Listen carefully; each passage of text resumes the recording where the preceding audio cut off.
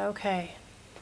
Now, what was it you remember? So How was we're- that question? So Did we're you- talking about what brought you joy while being in the war. Was there something that gave you hope and joy while you were serving in the war? Oh, to have a country is built on strong.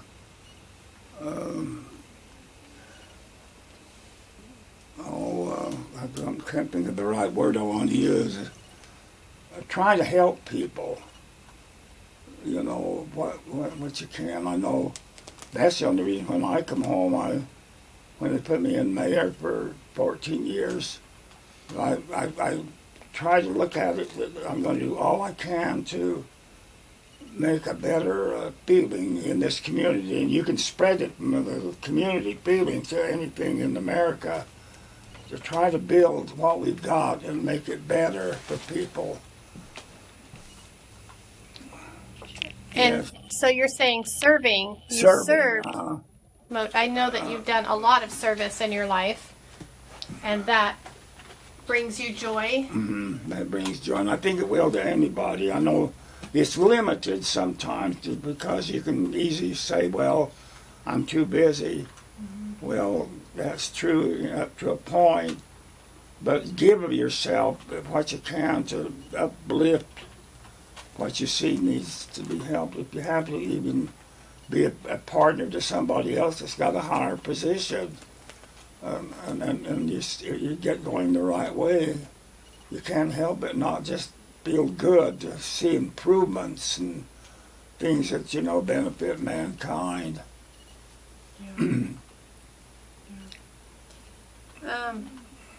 Is there anything else that you would like to share? Just thoughts that you have of that? Anything that your wife maybe thought of while she was waiting here for you? Any? She was such a sweetheart to want to help. I think the way she was in the family, she was took positions in, she taught school. She found out there that there was a lot of differences in how kids dressed, and sometimes you could see it in their faces where they needed a lift and they needed extra help. And she's always willing to even keep them after school or do what she could uplift. I think her thoughts was help humanity. Do what you can to build it up and make a better United States, make a better community, make a better state, make anything improve rather than tear down. She was very, very strong on that. And love thy neighbor and the golden rule.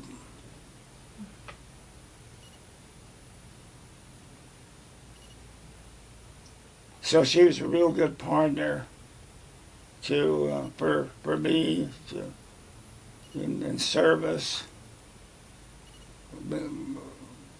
Helped me so much when I was mayor and when I was bishop. She really put her, she couldn't have done, she's a sweetheart that way, because, most of those jobs are trying to lift people the best you can.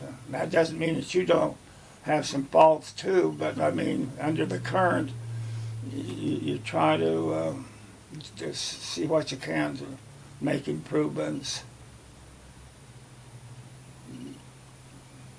Yeah. Great. Do you have anything that you want to ask? Okay.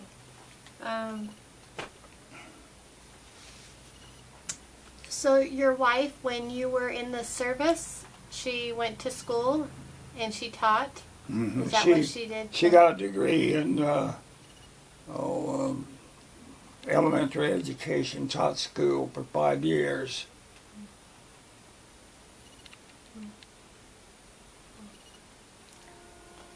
Great. That's all the questions I So, have. like I say, she had, whenever you get in the public, you can't help but not. I'm going to read you something here that you got to let. It's sure good. She copied it one time. It had come from U.B. Brown, from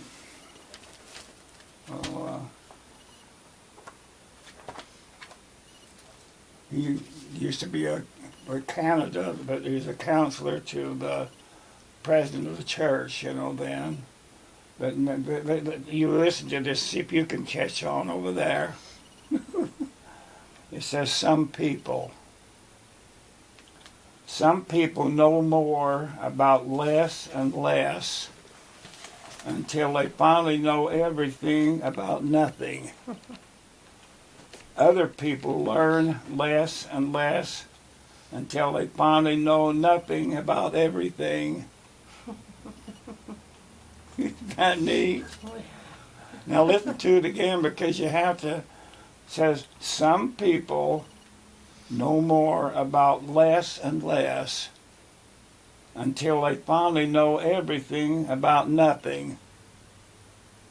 Other people learn less and less until they finally know nothing about everything.